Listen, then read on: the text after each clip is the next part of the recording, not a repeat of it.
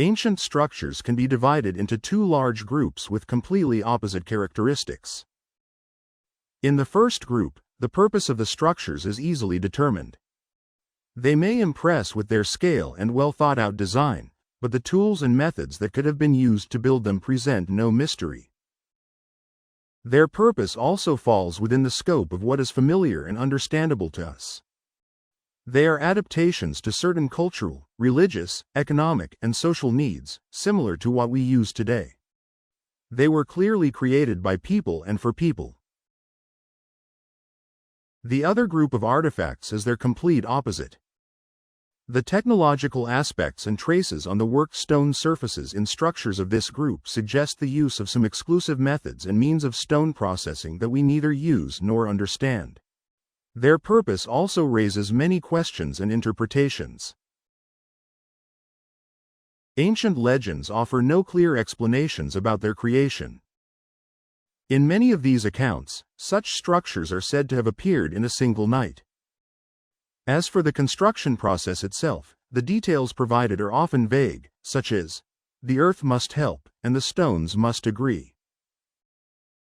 The question becomes even more complex because these are rarely isolated structures. More often, they form entire complexes of structures, in which a certain specialization can also be observed. And such complexes exist all over the world.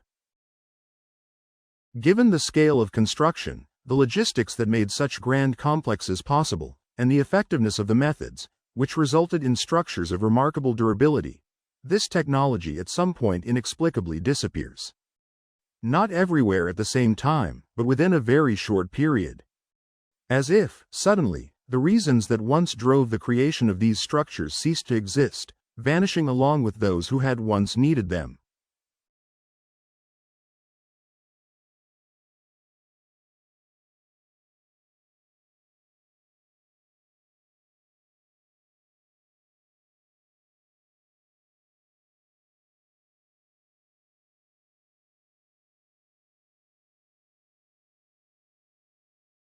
There have been multiple attempts to determine whether it is possible to recreate structures similar to those belonging to the second group. For example, a pyramid resembling the Great Pyramid of Giza, or polygonal masonry similar to that found in Peru, or even geoglyphs like those on the Nazca Plateau. Experiments have shown that with effort, something similar can be achieved. Not perfectly identical, but still fairly convincing. Against the backdrop of such success, various minor inaccuracies seem to fade into the background and appear less significant. However, details matter. Inaccuracies often reflect not just the skill level and capabilities of the experimenters, but also a fundamental mismatch with the technological principles that were essential to the creation of the original structures. Without accounting for Bézier splines, it is impossible to produce identical geoglyphs. Replicas will always contain imperfections, as a mark of a different style and a different technique. A sign that the process behind their creation was different. Without considering the mandatory curvilinear joints of polygonal blocks, it is impossible to create polygonal masonry identical to that found in Peru. During restorations and in modern reproductions, gaps become visible when backlit, or the side surfaces of the blocks are aligned like simple bricks, often even held together with mortar. As for the pyramid, that discussion is hardly necessary. Even a smaller scale imitation, built without even an approximate replication of its internal structure, would consume an enormous amount of resources and remain unfinished. And some things, such as localized vitrification of surfaces, simply cannot be replicated. At best, they could be attempted in laboratory conditions using specialized equipment. Another important point is that such experiments typically focus on recreating or restoring only selected aspects or details of these structures. It is clear that building an entire polygonal complex is out of the question. Just as replicating a full-scale pyramid with all its intricate details is beyond consideration. No one would even attempt to create a perfect copy of a pyramid with all its elements. Many of those elements have yet to be fully studied. And if the Nazca drawings were to be copied with absolute precision, No one would permit what regularly happened to them in the past. No one would allow new, unrelated lines to be drawn over the originals. Yet, in reality, this is exactly how they were treated. And this is not a trivial matter or a coincidence, but rather an indication of the circumstances surrounding their creation. But that is not even the most important issue. The key point is that copies will always remain just that, copies. They are merely reproductions of individual aspects, replications of something external. For one simple reason, a copy lacks the very essence that made the original functional. It is removed from the environment in which the original object had meaning and disconnected from those who once needed it. There is no field today in which structures similar to the originals could serve their intended purpose. No context in which the effort and resources required for their creation would be justified. For us, they are only valuable as tourist attractions. And in the past, they did not go unnoticed either. The indigenous people, for instance, attempted to imitate the style and replicate certain details of these structures. They tried to restore damaged sections of polygonal complexes, adding height to the walls. But the difference between the authentic parts and their additions is visible to the naked eye. As they worked with the materials available at their technological level, rough-cut stone. The same contrast can be seen in Nazca, between the original lines and the later imitations. And the reasons why these structures attracted people in the past were somewhat different. Through them, they sought to connect with something higher, something beyond the ordinary. They worshipped them, used them as a medium to seek guidance and help from the gods. They brought offerings. Thousands of shards of broken pottery have been found along the Nazca lines. It is logical to assume that the presence of these objects influenced people's worldview and contributed to the transformation of religious beliefs. And it continues to do so even today. In other words, this environment is equally foreign both to modern humans and to our not-so-distant ancestors. It draws attention, but it is unable to fully realize its potential or reveal all of its aspects. The difference between these two groups is enormous. It is not just a difference, it is a chasm. On one side of it, people, and on the other, structures of the second group.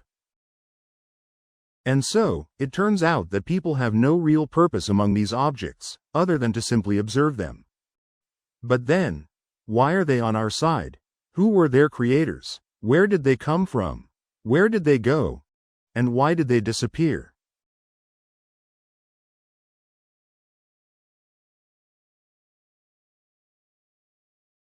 Some believe in extraterrestrials.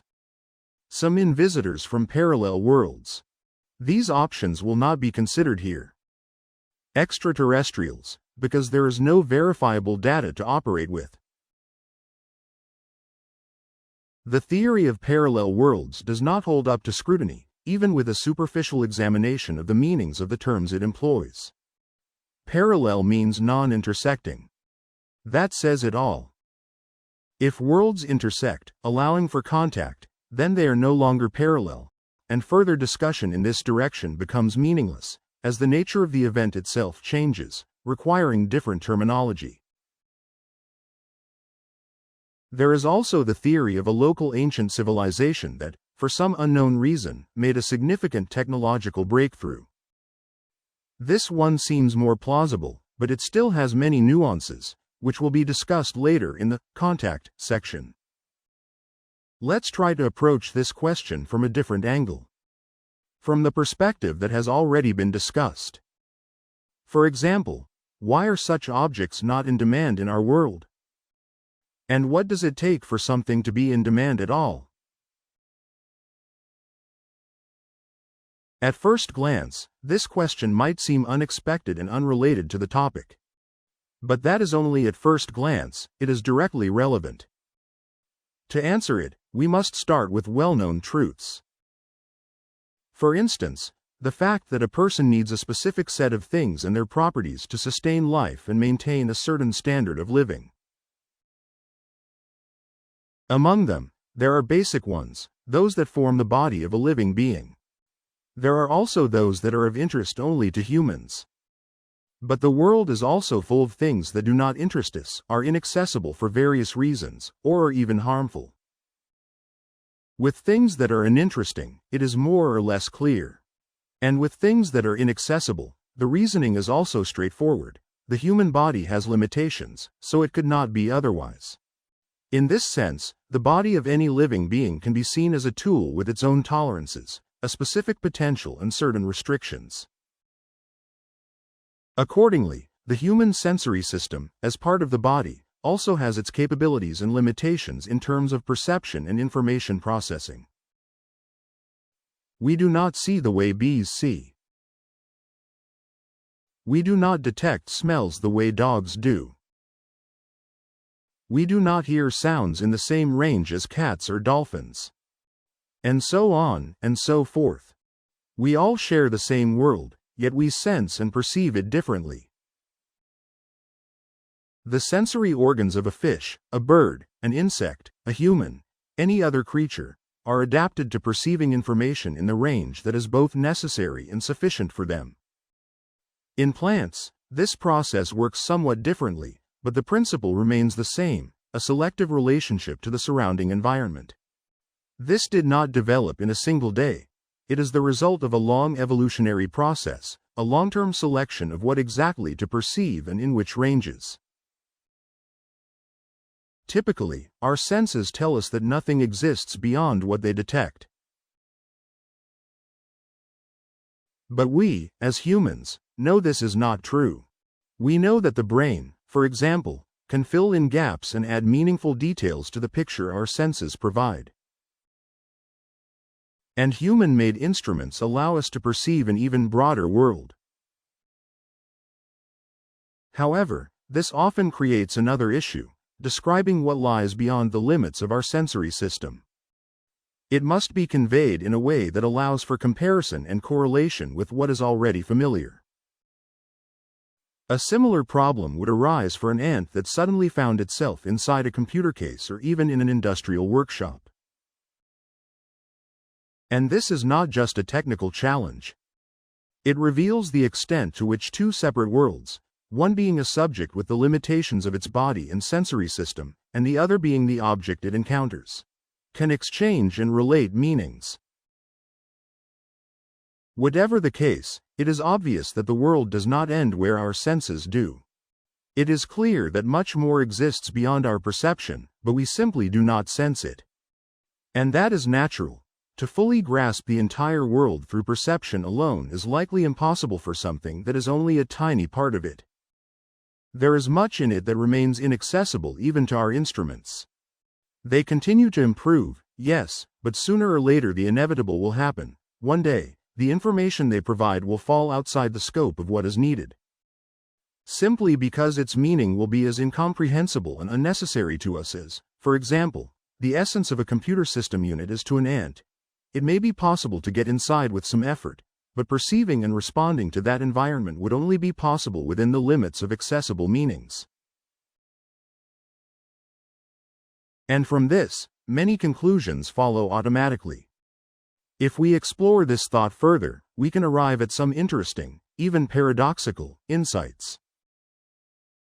It all comes back to the same thing: the domains in which the needs, interests, and capabilities of all living beings are localized.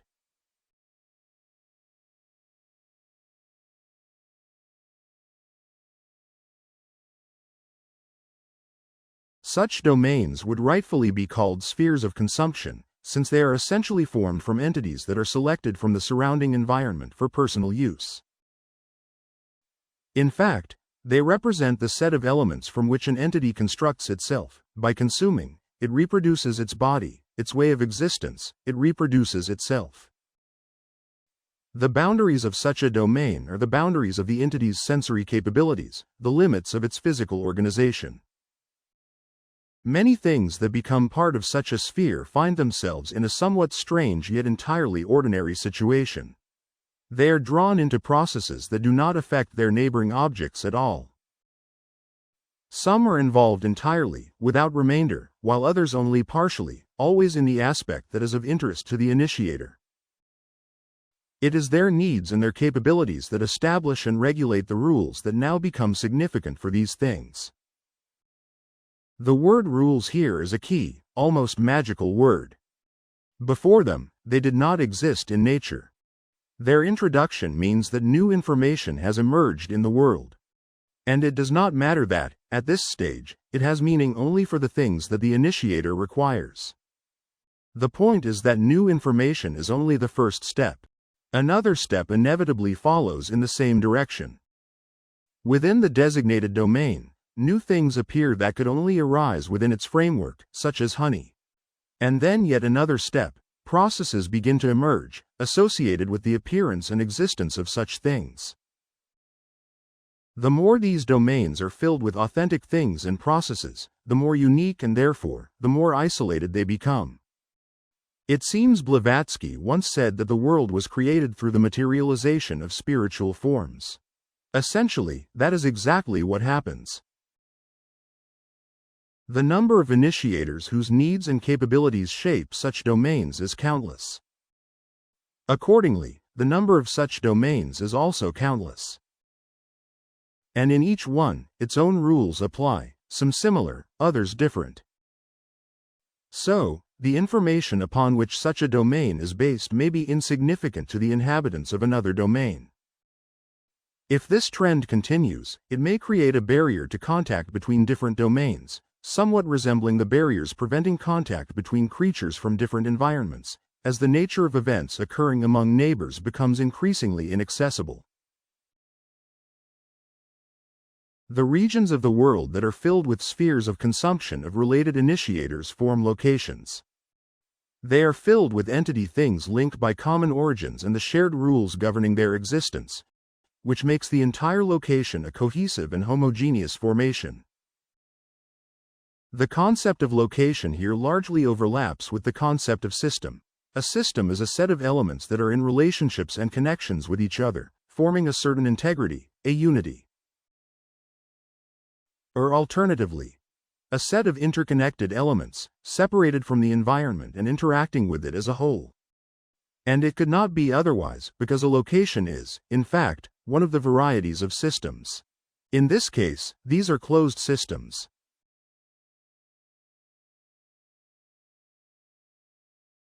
And what about the other part of the world, the one filled with entities that did not enter the sphere of interest of the consumer? As mentioned earlier, sensory systems are categorical in this regard. They assert that nothing exists in that domain simply because they do not perceive anything there. But such an assertion cannot serve as a reason to deny its reality. And there is no point in inventing some special properties of matter or equally fantastical laws of nature for that domain. The laws of nature and the properties of matter there are the same. This is obvious. The principle of selectivity divides a location into areas focused on their own concerns, but this does not negate the unity of natural laws governing them. This can be illustrated with an example as familiar as the human body. No one is surprised that eyes cannot hear, that a tongue cannot see, and so on. For taste receptors, the world of color and shades practically does not exist. But this does not mean that the body lacks other cells and organs specialized in that domain. All of them are parts of a single organism, and the information they provide is essential for the organism as a whole. In this context, it should also be noted that the areas explored by telescopes, microscopes, and various colliders are also part of our location. The principle of unity and wholeness of the world applies just as much to entities that exist beyond our location. There is no reason to attribute miraculous properties to matter in their domain, nor to assume equally miraculous laws of nature. From this perspective, the question of how much the inhabitants of different locations must differ resolves itself. They must differ, but here, drawing any kind of analogy becomes impossible. For example, taking as a reference the differences between creatures from different environmental habitats would already be incorrect. If the world in which they exist is entirely beyond the limits of our perception, then we simply have nothing to compare them to. All of this implies that we must speak of a plurality of fully fledged worlds that exist within their own realities. However, the principle of their organization is absolutely identical: selective use by participants of the entities necessary and available to them.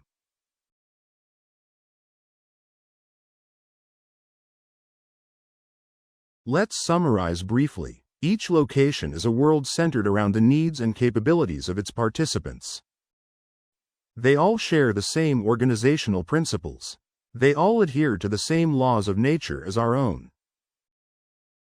The nature of localization and its purpose are clear: to isolate the areas defined by the initiators and create stable, enduring conditions for the processes that sustain the location. As a result, new entities emerge within it, as a product of all these processes. The worlds of locations are immersed in their own concerns. And as authentic things and processes multiply, this isolation only deepens. Isolation is further reinforced by the fact that along with authentic things and processes, an authentic space-time framework is also created.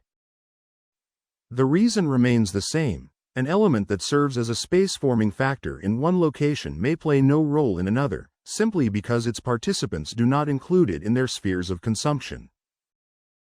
This results in a rather peculiar topology.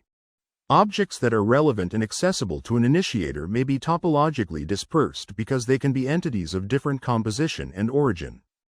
Yet within the processes occurring in the sphere of consumption, they always function as elements of a single, unified space.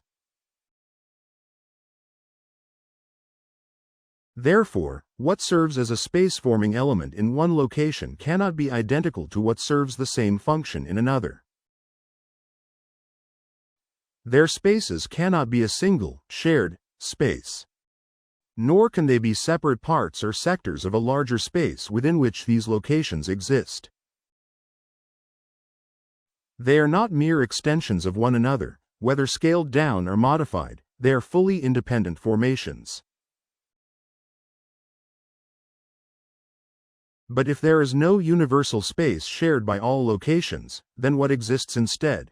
What exists is what produces space within each location: things and entities. Processes that occur between them, in which all their space-forming properties are revealed. There are locations, areas where these processes are vital. Areas of reality for their participants. Areas of authentic events. Accordingly, these same properties, volume, body, are exhibited by every participant in the events of a location. And here, a few intriguing points arise. For instance, the body of an object may be perceived as volumetric only by the participants of the location to which it belongs. Beyond that location, this perception is unlikely.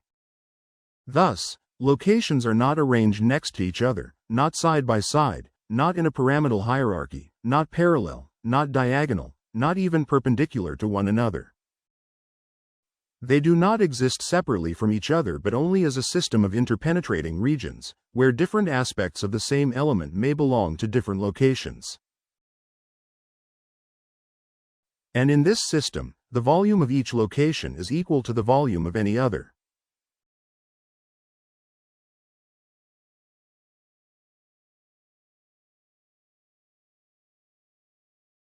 Regarding the question of time, an interesting detail emerges. Any event that has already occurred leaves a distinct trace. There is always a tangible foundation in the form of a set of entities that have established their viability and stability among other events and things. Events shape an informational and material foundation, without which further events would be impossible. There would simply be nothing for them to occur upon. The outcome of subsequent events that unfold on this foundation will be the next stage of materialization. This raises the question: if locations are so deeply dependent on the properties of matter, energy, and informational connections, can there be feedback mechanisms that accelerate or slow down certain events? Situationally, processually, most likely, this must occur, both in the form of brief surges and as prolonged, extended effects. And can a person be a source of change in the pace of events? Apparently, yes. By increasing or decreasing their activity, a person sets the pace of processes in the area they interact with. They provoke a response, either positive or negative, from whatever they come into contact with. As a result, a localized zone of events with a specific level of tension forms around them. It seems we are dealing with the event density of locations, which includes both zones of activity and zones of relative calm. This event density is also uneven in another sense. It always contains the elements that ensure the viability of subsequent events, that foundational layer of established entities.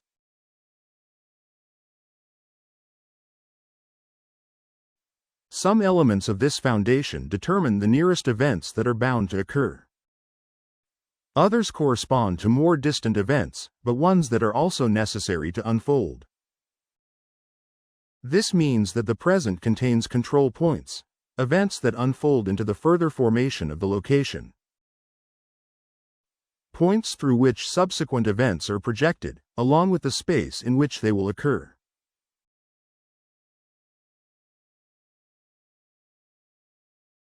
Among them, there may be both obligatory points and probabilistic points, those that do not directly influence the event projection but fill the event space between them. Here, one can also speak of an outcome that is determined by the conditions of the first step, as well as the simultaneous existence of all control points along the path to the final event, as the only possible format for the realization of the initial event.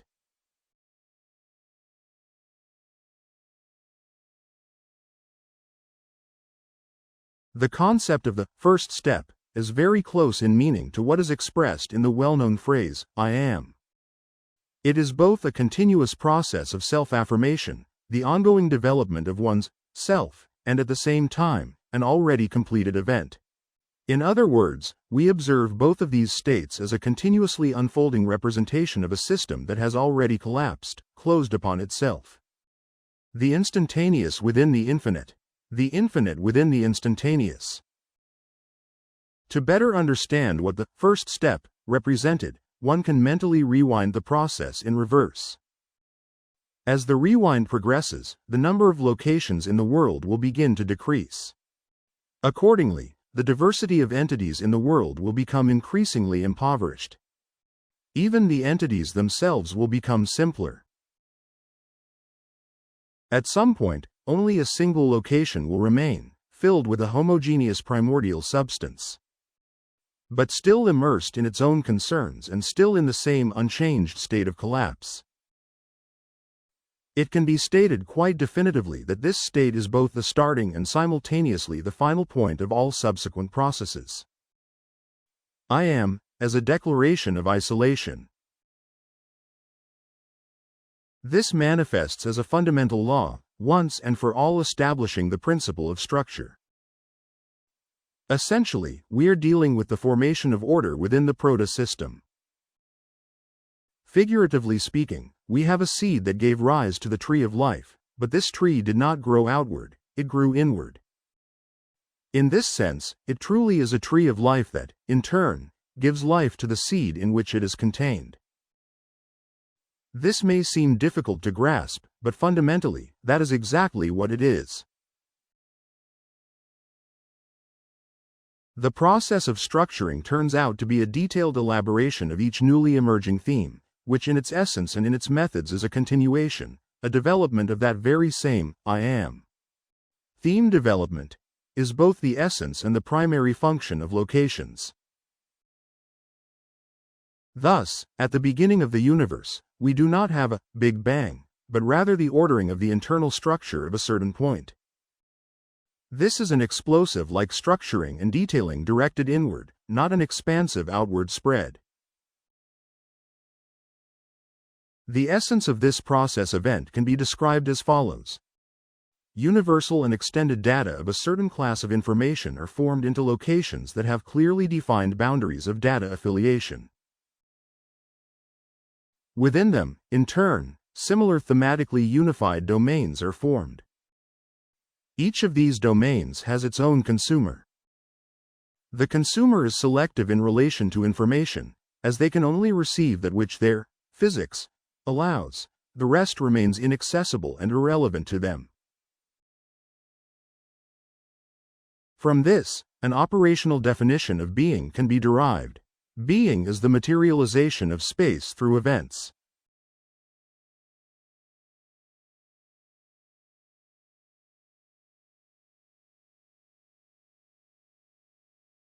Humanity is very much like a child sitting on the shore, sifting through colorful glass fragments polished by the waves. It is now impossible to determine what vessels or objects they once belonged to. But there are many of them, and most importantly, they exist. Which means that once, they were whole objects. That those who made them once existed. And that there were those who used them. Locations are different worlds. The same entities are perceived from different perspectives within them. Their self-contained spaces further reinforce their isolation. Nevertheless, connections between such worlds are possible. The challenge lies only in direct contact. The issue remains the same. To correspond to a particular location, one needs a body and a sensory system that align with its requirements and conditions. There are several scenarios for such contact. However, they are not of equal value. The first scenario, in the process of forming a new location, certain connections between some of its elements and those of the previous location may voluntarily or involuntarily be preserved. These connections must persist until the new location fully collapses into its own framework. The starting point of this process could be the emergence of beings, whether by chance or as the result of deliberate selection, whose sensory systems are capable of perceiving the world in other spectrums. Beings for whom these spectrums would have become both necessary and sufficient. This scenario aligns with the theory of the existence of an advanced civilization in the distant past. There are even several possible variations of this theory. One possibility, the formation of such a civilization within our location, followed by its departure into a newly formed one. The opposite scenario, their location was the primary one, while the one in which we exist was artificially created by them. However, calling this scenario contact is somewhat of a stretch. It is more a matter of maintaining pre-existing connections until they are entirely severed, after which the need for them may simply vanish. The second scenario implies a full-fledged contact. Not the continuation of old connections, but the establishment of a new connection, from scratch. Its implementation, however, is tied to purely technical difficulties. A full-fledged entry into the domain of another location requires adherence to the topological conditions of the partner location. And that means a channel is needed, one that allows this condition to be bypassed. The best option would be to establish a direct connection between the sensory systems of the participants in contact. The very existence of numerous practices aimed at achieving altered states of consciousness suggests that this scenario may indeed have been realized. Descriptions of otherworldly realms, alternate worlds, obtained in such states are countless. Determining what portion of these descriptions is genuine and what is imaginative is a difficult task.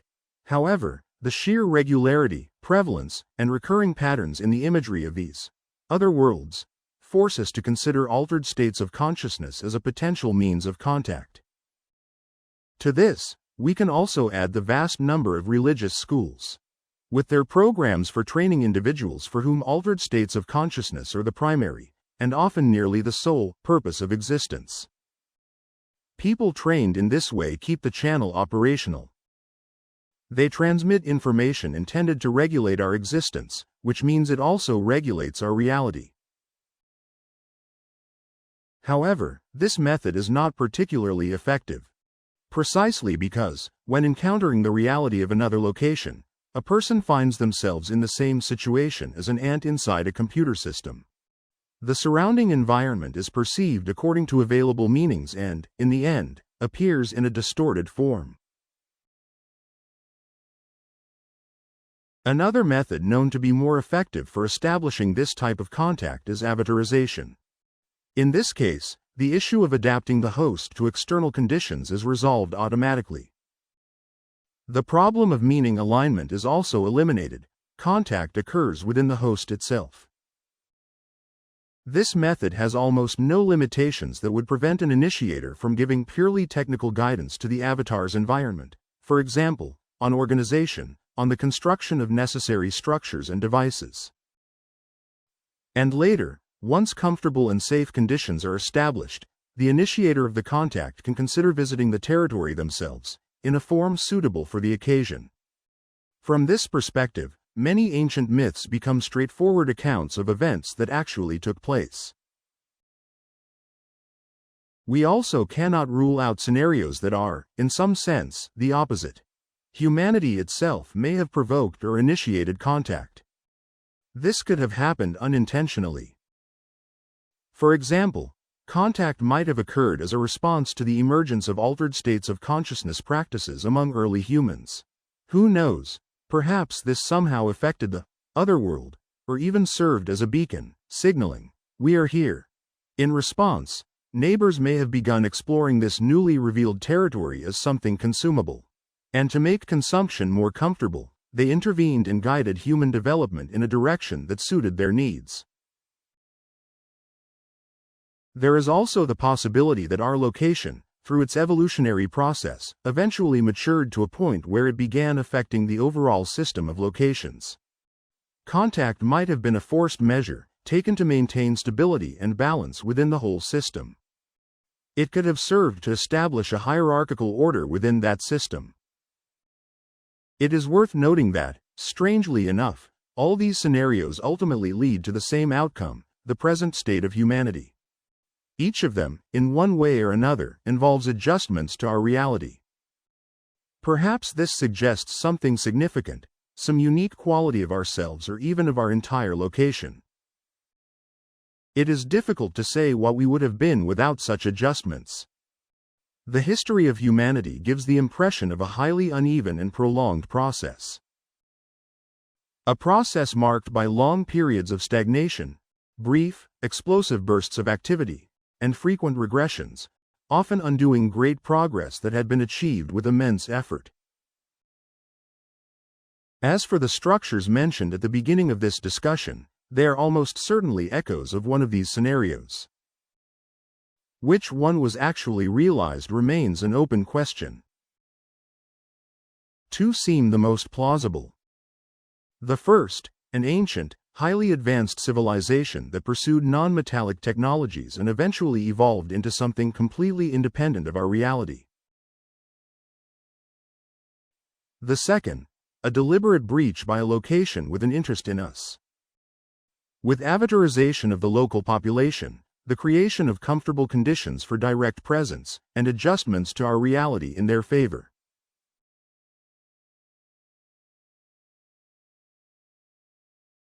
It would be interesting to determine, at least in broad terms, the function of these structures.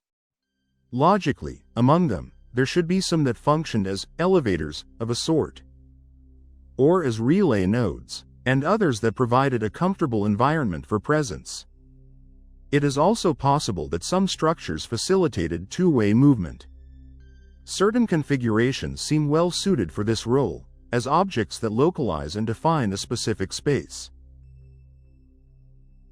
It is very telling that these tasks were carried out using stone materials.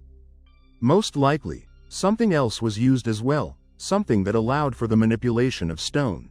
Stone itself was used because it is one of the fundamental elements, an inseparable part of nature for both interacting locations. From this perspective, structures like the Gates of Duat, the Puma Gate, and many other stone formations resembling doors and gateways may not have been allegorical or symbolic imitations, but actual technical devices that once enabled travel between locations.